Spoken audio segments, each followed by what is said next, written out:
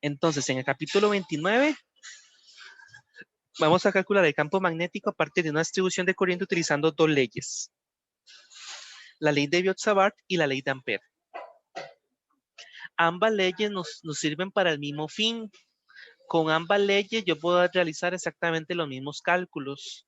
Lo que ocurre es que con la ley de Biot-Savart, en algunos casos es más difícil y en algunos casos es más fácil. Lo mismo con la ley de Ampère. Hay veces, dependiendo de la distribución de corriente, puede que la ley de Ampère sea más sencilla. O puede que sea lo contrario, que la ley de Biot-Savart sea más sencilla. De una vez les adelanto que la ley de Ampère se utiliza cuando la corriente está en una estructura altamente simétrica. Es decir, que la corriente eléctrica se distribuye en un espacio que es altamente simétrico. Pero, al menos en teoría, las dos ecuaciones nos deberían servir para poder realizar estos cálculos, para poder calcular el campo magnético. ¿Alguna pregunta hasta acá? Entonces, contamos con dos leyes que nos permiten calcular el campo magnético. Y vamos a empezar con la ley de Biot-Savart. Esto que tenemos aquí es la ley de Biot-Savart. Esta ecuación, que es un diferencial de campo magnético, es la forma en que nosotros vamos a calcular un campo magnético. ¿Qué hacemos para calcular el campo magnético total? Pues integramos esta función. Entonces, nótese que un diferencial de campo magnético es producido por una corriente eléctrica infinitesimal y vamos a estar a una distancia en la cual estamos midiendo ese campo magnético. Entonces, veamos qué es cada cosa. En esta ecuación que tenemos acá, el diferencial de campo magnético, es decir, esto que tenemos acá, es justamente lo que nosotros queremos calcular con la ley de Biot-Savart. Ese es el diferencial de campo magnético. Y para calcularlo ocupamos todo lo que tenemos a la derecha del igual. Por un lado tenemos lo que es la permeabilidad magnética del vacío, que es una constante. Tenemos también 4, pi, que es otra constante. Y esta I es la corriente que está pasando por el segmento de alambre. Entonces, esta ley de Biot-Savart aplica en un escenario en el cual tenemos una corriente eléctrica que está pasando por un alambre o por una superficie o por un volumen. Aquí tenemos el diferencial de longitud y aquí tenemos lo que se denomina vector de posición unitario y acá tenemos la magnitud del vector de posición al cuadrado.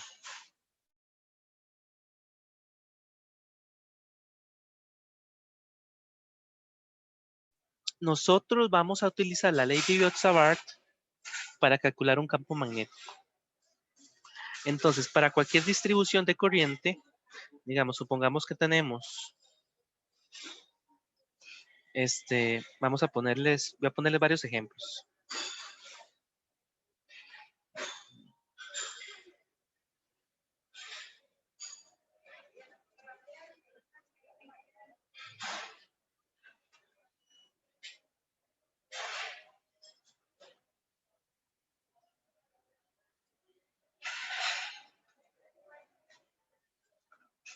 Vamos a ver.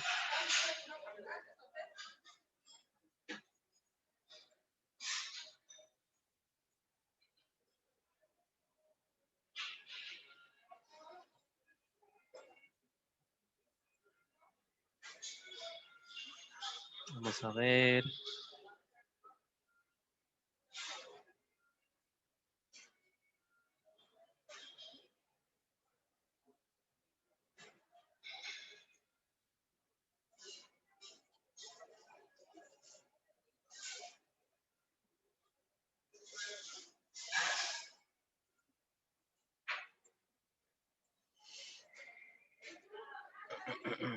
Ok, no es un ejemplo, es una imagen. Entonces, cada vez que nosotros tengamos una corriente eléctrica,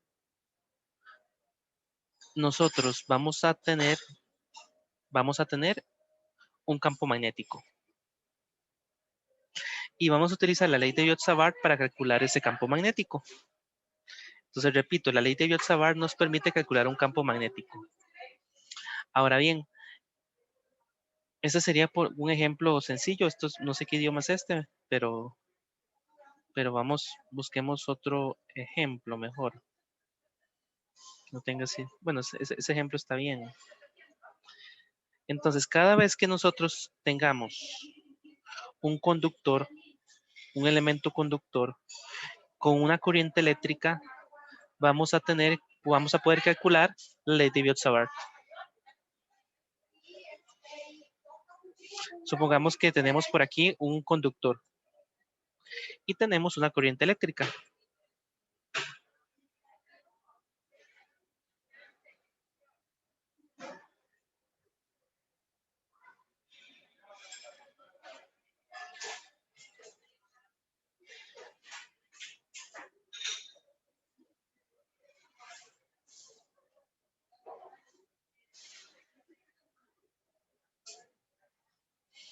Entonces tenemos aquí una corriente eléctrica.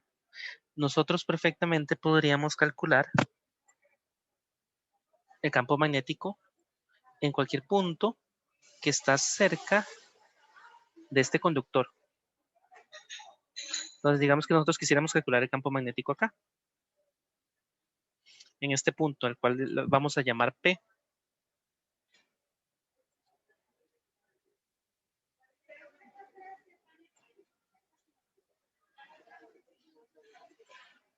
Entonces tenemos un punto P donde queremos venir y calcular el campo magnético.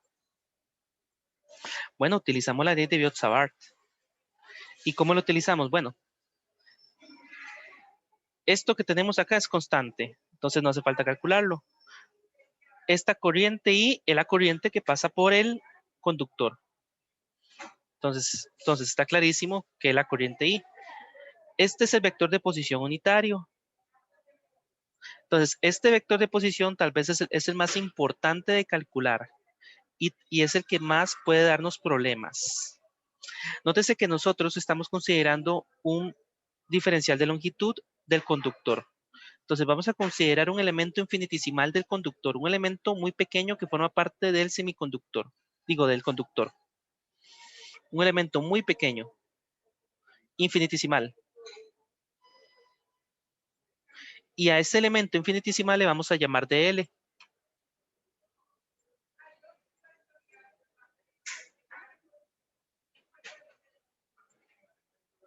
Y dl es un elemento infinitesimal que se distribuye a lo largo de todo el conductor.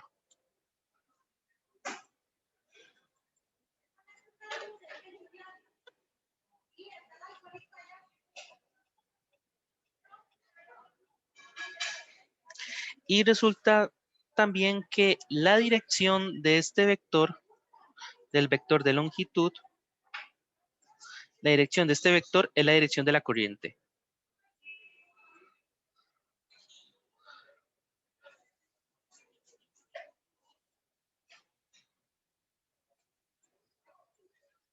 Entonces, la dirección de este vector es la dirección de la corriente.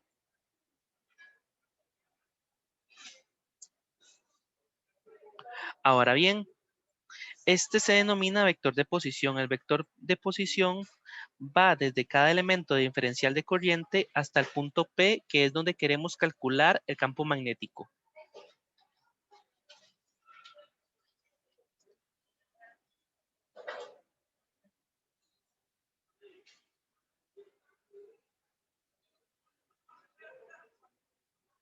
Repito, el vector de posición es un vector que va desde el punto,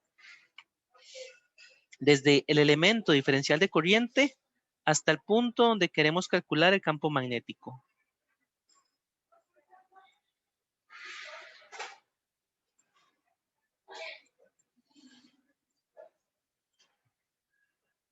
Entonces, el vector de posición va desde el elemento diferencial de corriente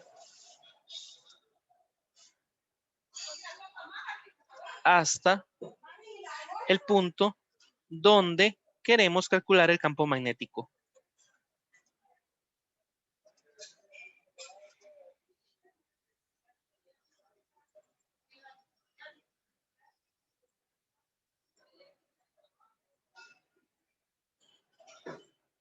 Entonces, repito, el vector de posición va desde el elemento diferencial de corriente hasta el punto donde queremos calcular el campo magnético.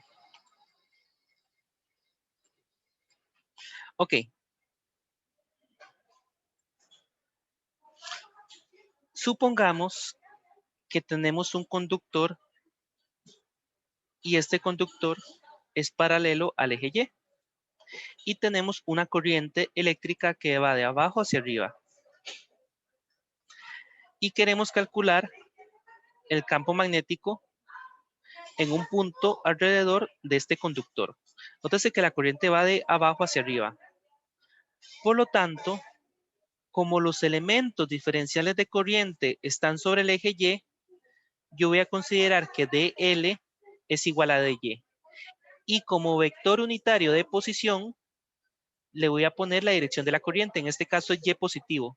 El vector unitario cartesiano correspondiente es J. Entonces, vea cómo armé el vector de longitud. Como el conductor está sobre el eje Y, puse de Y. Y como la corriente I va hacia arriba, puse J. Si la corriente es hacia abajo, ¿qué hubiera puesto acá? En lugar de J.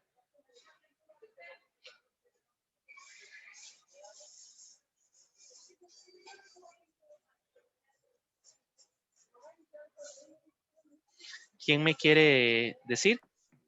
¿Puedes repetir la pregunta? Ok, en este conductor, la corriente va hacia arriba. Y yo he armado el vector de longitud. El vector de longitud lo armé de Y por J. De Y porque el conductor está sobre el eje Y. Y J porque la corriente es hacia arriba.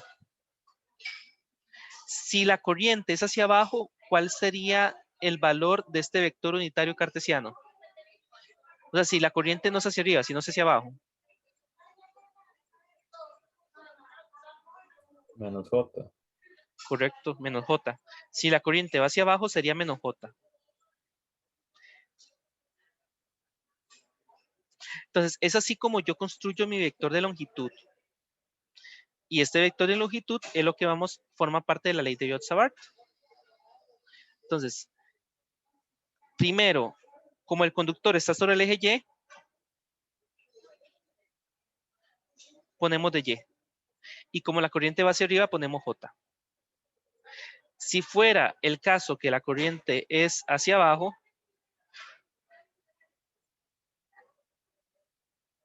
sería menos J.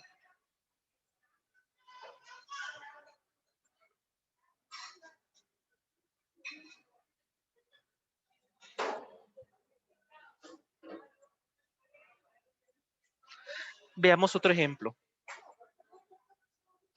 En este caso, el conductor está sobre el eje X. Como el conductor está sobre el eje X, pondría de X. Y como la corriente va de izquierda a derecha, el vector unitario cartesiano correspondiente sería I. Ahora, si la corriente no va a la derecha, sino va a la izquierda, tendríamos un menos I. Y ese menos lo pasamos para adelante. Entonces, vea cómo yo construyo el vector de longitud. Mi magnitud, que depende del eje sobre el que esté posicionado el conductor. Y el vector unitario cartesiano que va a depender de la dirección de la corriente. Entonces, por aquí ponemos, por aquí vamos a poner esos comentarios que son importantes. Pongámoslos por aquí abajo.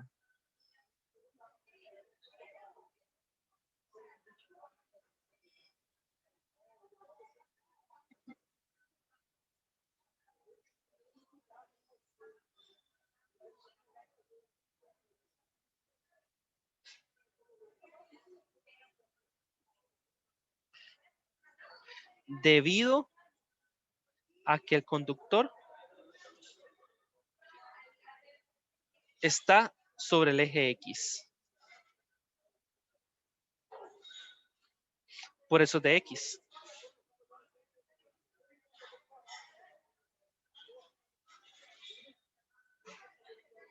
Y la Y es por la dirección de la corriente.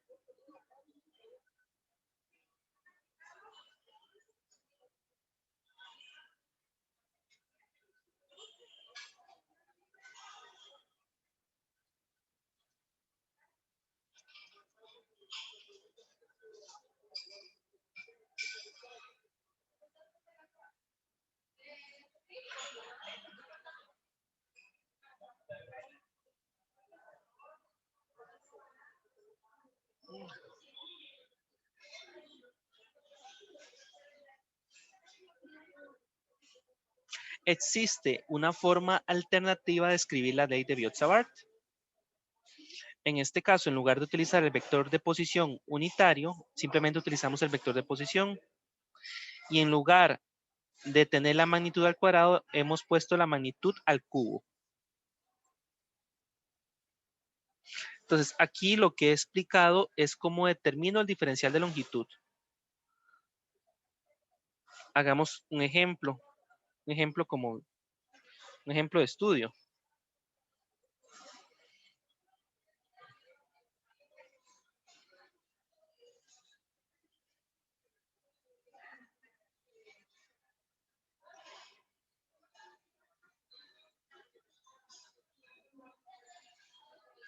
Otro ejemplo, digamos, porque ya hemos hecho un montón.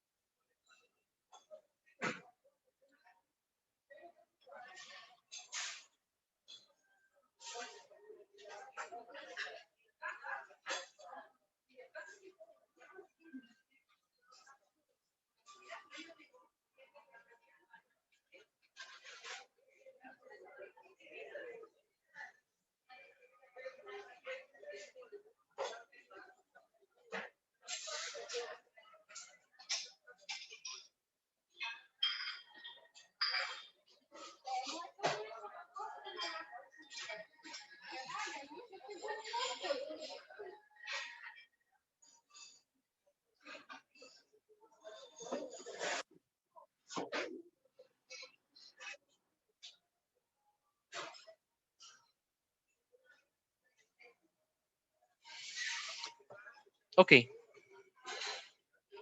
Entonces,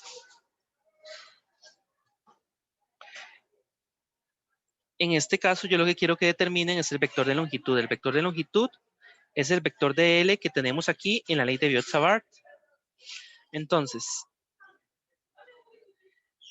¿cómo establecen ese vector de L? Para este ejemplo en particular. Nótese que el eje, en este caso, este es el eje Z y este es el eje Y. Y no les he dicho, pero la corriente va en esta dirección. Esta dirección de la corriente. Entonces, quiero que me digan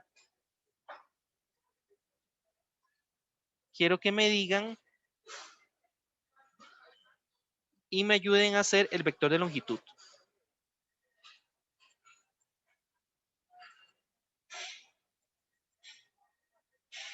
¿A qué sería en este caso el vector de longitud?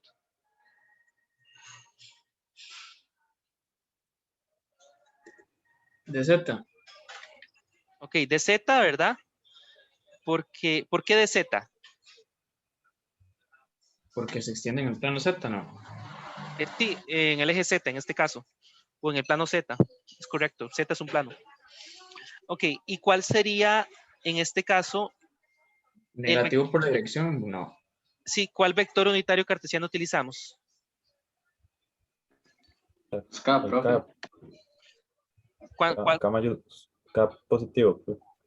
Pero la corriente va hacia Z negativo o Z no, positivo. pues, menos K, pues, ¿no? Ok. Sería un menos K aquí. Ese menos lo ponemos aquí adelante. Lo movemos. Ese sería el vector de longitud en este caso. Ok. Está clarísimo cómo determinamos el diferencial de longitud o el vector de longitud. El vector diferencial de longitud. A continuación vamos a analizar cómo determinamos el vector de posición. Nótese que el vector de posición va de cada elemento diferencial de longitud hasta el punto donde queremos calcular el campo magnético. Entonces, nosotros debemos escribir ese vector de longitud de forma tal que pueda representar todo el universo posible de vectores de posición. Veamos un ejemplo.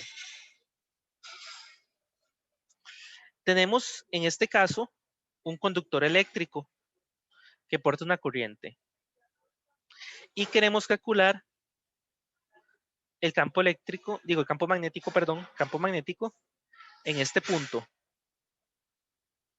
justamente en este punto. Este es el eje Y y este es el eje X. Entonces, nótese lo siguiente, nótese que el vector de posición es este vector que voy a poner en rojo. Mejor lo pongo en rojo. Este sería también, lo voy a poner en rojo. Va desde el elemento diferencial de corriente hasta el punto donde quiero calcular el campo magnético. Y nótese que al considerar diferenciales de longitud en diferentes posiciones, el vector de posición va a ir cambiando. Y justamente en eso, en ese hecho, es que radica un poco la complejidad de determinar el vector de posición.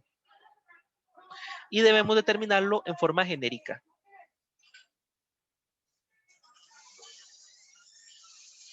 Veamos otro ejemplo. Ahí. Este es un conductor que está sobre el eje X. Y tenemos un punto fijo donde queremos calcular el campo magnético. Nótese que este vector no suele ser constante porque va cambiando de dirección a través del conductor. Lo mismo que observamos acá. No es lo mismo este vector que este vector. Y nosotros tenemos que determinar este vector en forma genérica. Veamos un ejemplo. El caso de un semicírculo. Tenemos este semicírculo que consiste en un conductor, un alambre que porta una corriente I. Y bueno, recuerden que el vector de posición va desde el elemento diferencial de corriente hasta el punto donde quiero calcular el campo magnético. En este caso, en particular, yo quiero calcular el campo magnético en el centro del semicírculo. Entonces, nótese que este vector es un vector que es bastante variable. Va a depender de un ángulo alfa. Entonces, si yo quiero construir este vector, bueno, primero para construirlo considero sus componentes. Tenemos una componente en Y y una componente en X. Y el valor de esas componentes van a depender de este ángulo. Entonces, esta componente es el radio del semicírculo por el seno de alfa y la componente de abajo es el radio del semicírculo por coseno de alfa. Nótese también que este vector de aquí es hacia abajo y este de aquí es a la derecha.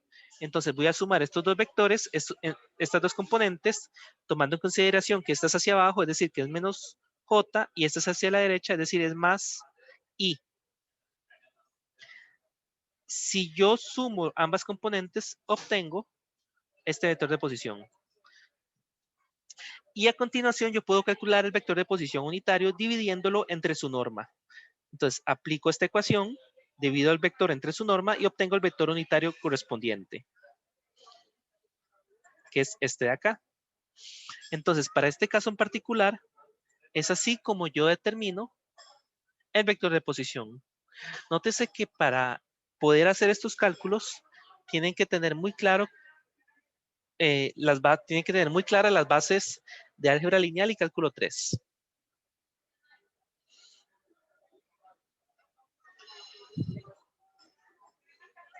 También, en el caso de un semicírculo, nos puede interesar determinar el vector de posición, el vector de longitud. Entonces, en el caso de un semicírculo, ustedes podrán recordar, digamos, del colegio que un arco de un círculo se calcula a través de esta ecuación, multiplicando el radio por el ángulo. Cuando este ángulo, por supuesto, está en radianes, ¿verdad? Entonces, si nosotros queremos calcular el diferencial de longitud,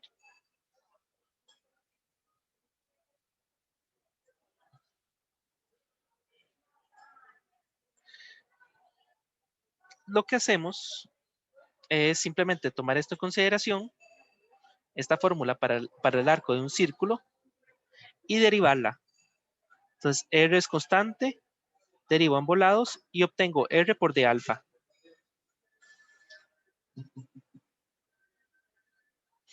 Ahora bien, a mí me interesa determinar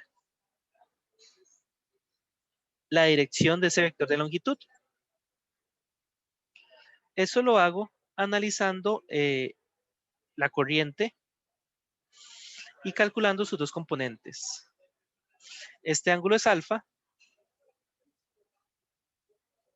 Por lo tanto, este ángulo, digamos, nosotros tenemos un diferencial de corriente, que es la corriente que pasa a través de este arco, y queremos determinar la dirección de ese vector en forma genérica.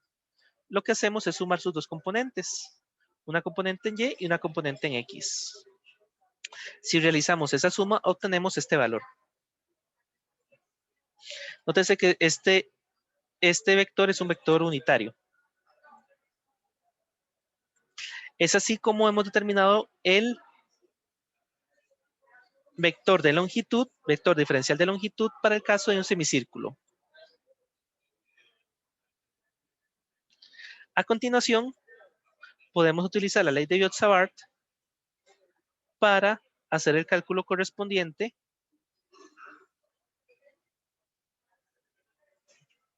y obtener el campo magnético en el centro de un semicírculo. Entonces, hemos calculado el campo magnético en este punto. Nótese cómo el calcular, el usar la ley de Biot-Savart es engorroso. Es un procedimiento largo. ¿En qué radica el éxito de la ley de Biot-Savart? Bueno, si nosotros calculamos el diferencial de longitud y el vector de posición, lo que va a seguir es muy sencillo. Es básicamente carpintería. Aplicar. Entonces, la parte más de análisis es el determinar ambos elementos, el diferencial de longitud y el vector de posición. ¿Alguna pregunta hasta acá? Nótese que esta materia es bastante densa, ¿verdad?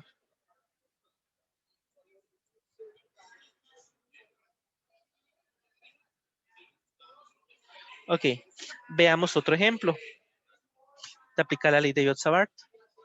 En este caso tenemos un cable infinito de corriente y queremos determinar el campo magnético en el punto P que está a una distancia D del cable conductor.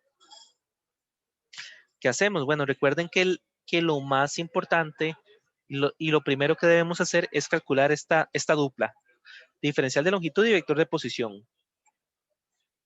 Entonces, Vamos a comenzar con el vector de longitud. ¿Sobre qué eje está este conductor?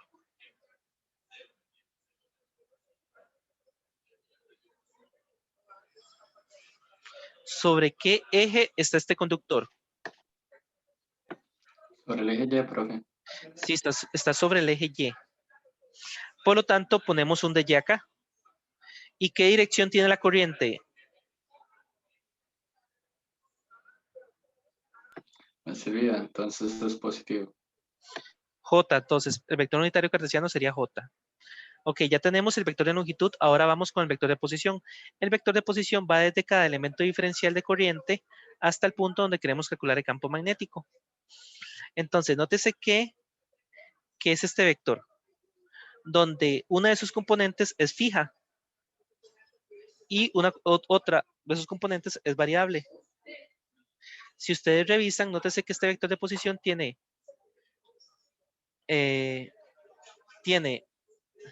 una componente en X que tiene una magnitud E, porque esa es la distancia, esa es la longitud, y tiene un vector unitario cartesiano Y. Este vector va hacia la derecha, es por eso que tenemos Y. Y en este caso, este vector va hacia abajo, es por eso que tenemos menos J. El menos lo puse aquí adelante. Y como estamos sobre el eje y la longitud de este diferencial de longitud es variable, vamos a tener un Y acá. Una vez que nosotros tenemos ambos valores, podemos aplicar la ley de Biot-Savart, con lo que obtenemos este resultado. Entonces, nótese que lo fundamental siempre es determinar el vector de longitud y el vector de posición. Luego sigue, a continuación, lo que sigue es bastante trabajo de carpintería. Esto que calculamos aquí es la dirección del campo magnético para un cable infinito de corriente. ¿Alguna pregunta hasta acá?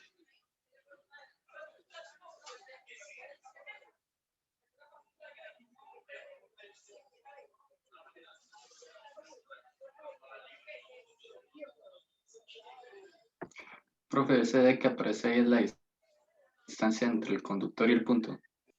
Correcto. Entre el conductor y el punto.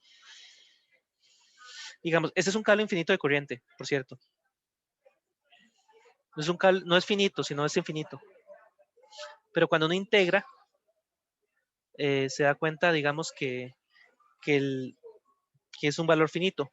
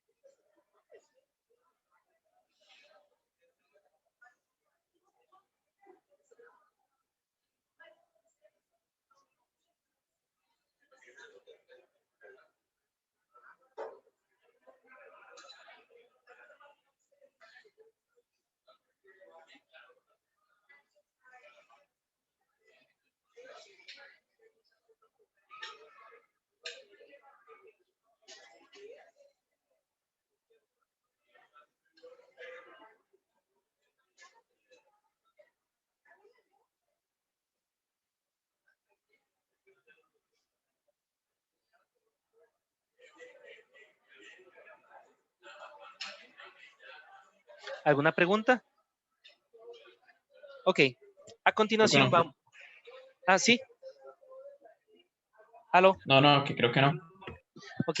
Esta materia es bastante densa. Yo creo que es uno de los temas más densos que van a más interesantes, diría yo también, porque están aplicando todo el cálculo multivariable que vieron, lo van a aplicar acá. Ok, vamos con la ley de Ampère. Ya les dije que la ley de Biot-Savart y la ley de Ampère son para lo mismo, para calcular el campo magnético. Solo que la ley de Ampère es más fácil de aplicar y únicamente aplica para configuraciones o distribuciones de corriente altamente simétricas. Entonces, la ley de Ampère nos permite calcular campos magnéticos a partir de corrientes eléctricas, igual que la ley de Biot-Savart. Pero casi siempre es más fácil de usar que la ley de Biot-Savart para configuraciones altamente simétricas. La ley de Ampère no es nada más ni nada menos que una integral de línea. Así que les recomiendo que repasen este tema que de fijo tuvieron que haber visto en cálculo 3. Y la ley de Ampère es esta ecuación que tenemos acá. Esta ecuación que observan acá es también una de las ecuaciones más importantes que rige el comportamiento, que rige, digamos, es una de las leyes más importantes del universo, para decirlo, para ser más claro. Forma parte de lo que se conoce las ecuaciones de Maxwell. Entonces, si les gusta este tema, les aconsejo que se impriman varias camisetas con esta ecuación. Yo ya tengo un vaso con esta ecuación. Ahora les envío una foto del vaso. Pero esta ecuación es muy importante. Yo también debería imprimirme una camiseta con esta ecuación. Sí, debería, si la imprimo y mando a hacerla, ahí les envío una foto.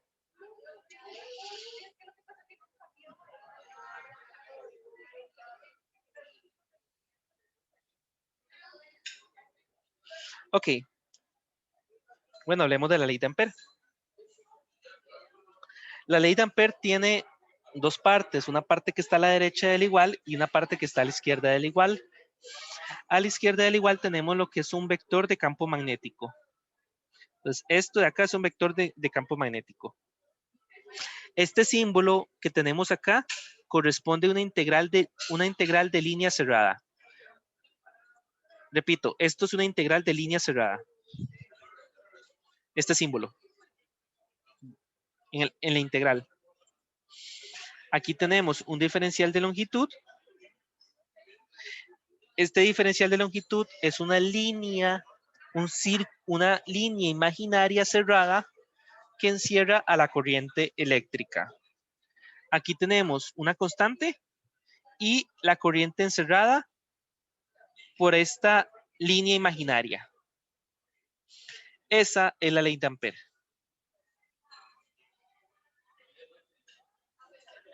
Bueno, entendamos un poquito mejor cómo funciona la ley de Ampère.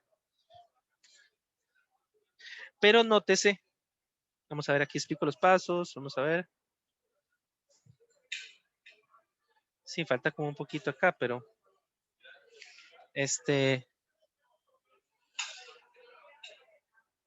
vamos a entender algunas cosas o entender algunas cosas un poquito mejor.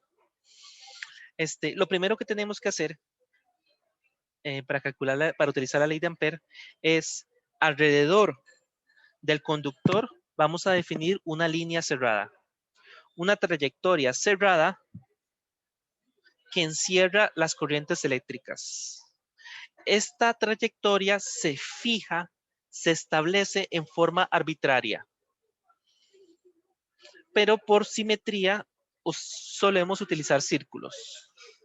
Entonces, esa trayectoria cerrada es la trayectoria de integración, es a través de esa trayectoria que vamos a integrar.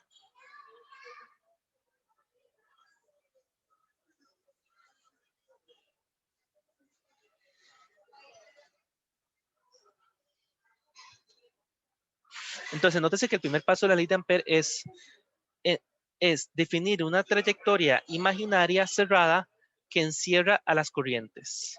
Entonces, en este caso tenemos un conductor infinito, igual que la ley de Biot-Savart, el mismo ejemplo. Solo que en este caso hemos definido una trayectoria circular alrededor de este conductor.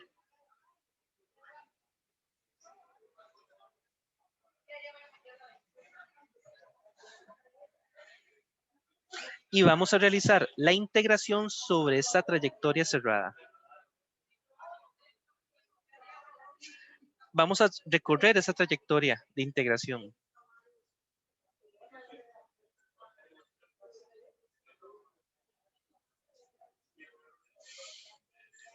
Entonces, nótese que lo que tenemos en la ley de Ampère es un producto punto entre el vector campo magnético y el vector de longitud. Y este vector de longitud es un vector que es tangente a la trayectoria imaginaria que hemos definido. Es por eso que el primer paso, cuando tenemos un problema que queremos resolver a través de la ley de Ampère, el primer paso siempre es definir una trayectoria imaginaria que es altamente simétrica con respecto a la distribución de la corriente.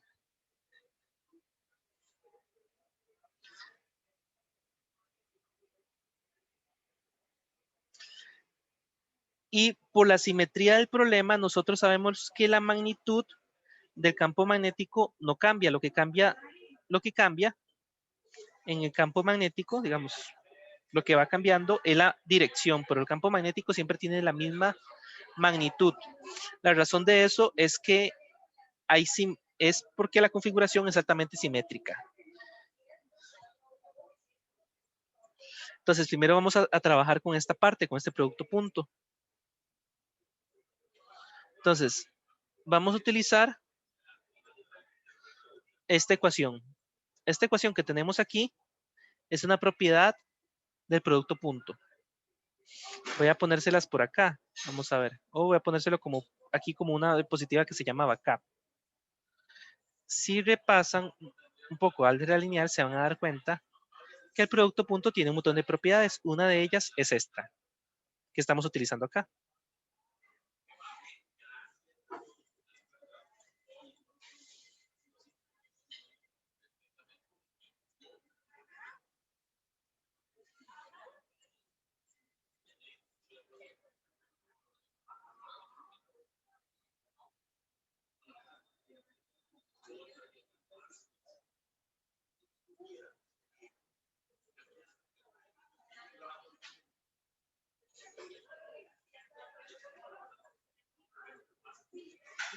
Vamos a buscar la ecuación. Vamos a ver si la encuentro.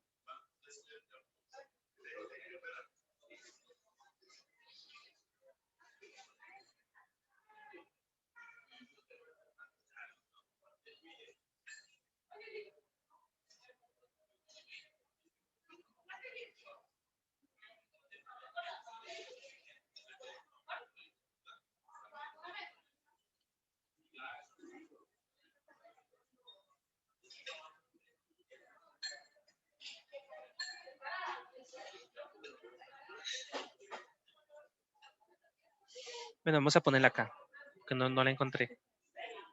Si tenemos dos vectores,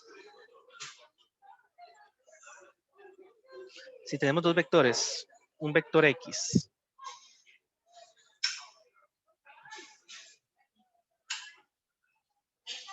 y vamos a hacer el producto punto con un vector Y,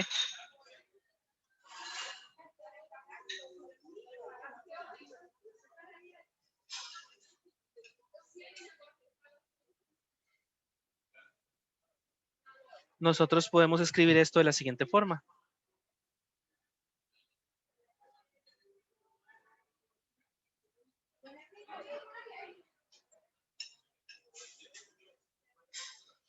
Como la norma de X multiplicada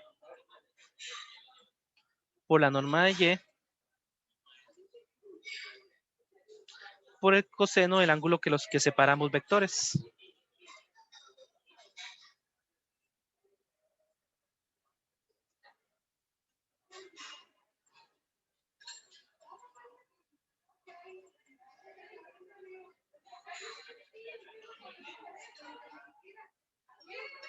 Esa fue la ecuación que utilizamos acá. Y aquí hacemos la siguiente observación. Observamos que el campo magnético siempre es tangencial a la trayectoria de integración y que la trayectoria de integración tiene un vector, en este caso también le llamamos un vector de línea, que es paralelo. Por lo tanto, el ángulo que lo separa es 0, con lo que obtenemos este valor. Para poder determinar el campo magnético, la dirección del campo magnético, lo que hemos hecho en este caso es utilizar la ley de la mano derecha. Hacemos que el pulgar vaya en la dirección de la corriente y mis dedos me darán la dirección del campo magnético. Esa ley de la mano derecha fue la que utilizamos para obtener, en este caso en particular, la dirección del campo magnético. Y nos damos cuenta que el campo magnético siempre es tangencial y paralelo a la trayectoria de integración. Por eso tenemos este ángulo 0 acá. Entonces, aquí podemos especificar claramente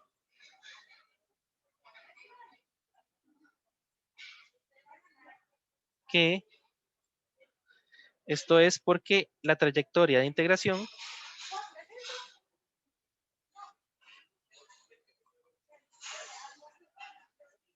y el campo magnético son paralelos.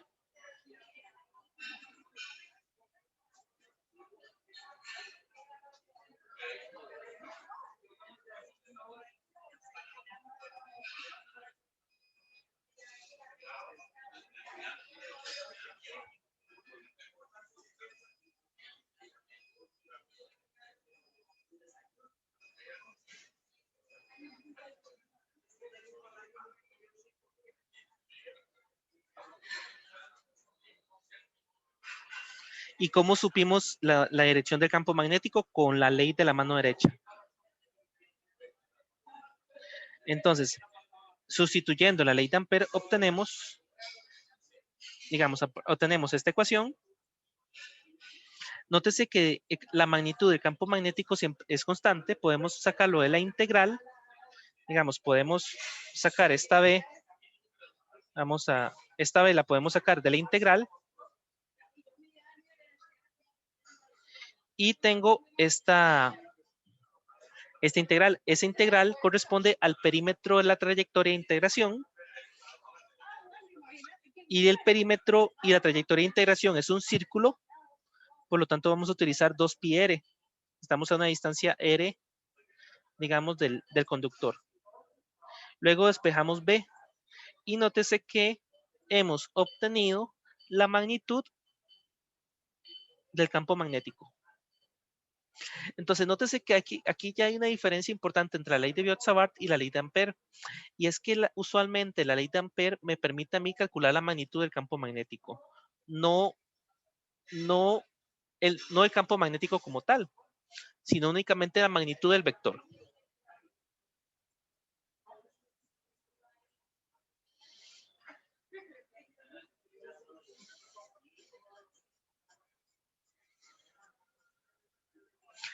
Esto es lo que les traje por el día de hoy, básicamente el tema 29, el capítulo 29. Es una materia bastante densa. En la clase asincrónica anterior se les dio varios videos de otros profesores y también van a disponer de esta clase grabada en YouTube. Yo se las estaría enviando en la siguiente hora. Además de eso, les estaría enviando lo que es la clase asincrónica número 3, que igual son videos, ¿verdad? Y una pequeña tarea o ejercicio para la siguiente semana. Todavía no está habilitado mediación virtual. Recibí un correo, no lo he leído, pero recibí un correo al respecto. No les he respondido, pero yo creo que la siguiente semana ya lo voy a tener habilitado. ¿Alguna pregunta antes de terminar? Sí, profe, los quizzes los vamos a hacer hasta que mediación virtual esté habilitado. Yo creo que de acuerdo a la carta del estudiante, ¿cuándo es el siguiente quiz? No me acuerdo. Profe, es que me parece que no dice, por eso le estoy preguntando. Sí, no, sí dice en la carta del estudiante. Pero me parece que, ok, recuerde que tenemos problemas de desarrollo modificados, y exámenes cortos y tareas. Son 3 rubros. Entonces, repito, tenemos 3 rubros: trabajos asincrónicos, tareas asincrónicas, problemas de desarrollo modificados y exámenes cortos. Creo que Todavía no tenemos, todavía esta semana no tenemos exámenes cortos, pero me parece que la siguiente semana sí. Pero déjenme revisar la carta del estudiante. O alguno que quiera pueda revisar la carta del estudiante porque estoy en otra computadora. Creo que no la tengo a mano. Profe, es el 7 de mayo, el primer examen corto. Y la primer problema de desarrollo modificado. Es la- ese día se entrega y una semana antes se asigna, Ok, que sería el 30 de este mes. ok, se asigna el 30 de abril. Ajá, y no, ajá, se asigna el 30 y luego una semana se entrega y se hace el examen corto. Ok, sí. Entonces, nótese que la siguiente semana ya les estaré asignando el problema de desarrollo modificado. Perfecto, profe, muchas gracias. Y yo creo que sí. Yo espero que esta semana se resuelva la de mediación virtual.